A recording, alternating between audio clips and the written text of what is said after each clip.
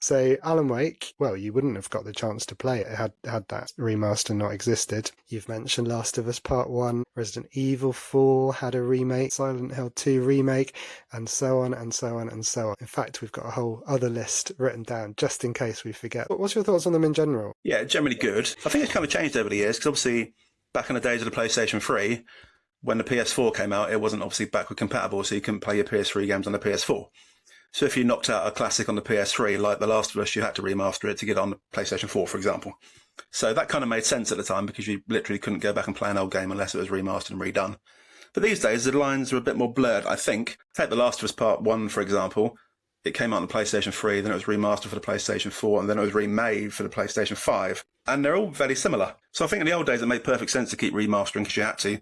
But these days, I think with the remakes, you really need to make it somewhat different to the original to make it worthwhile, or really make it technologically completely different than the original.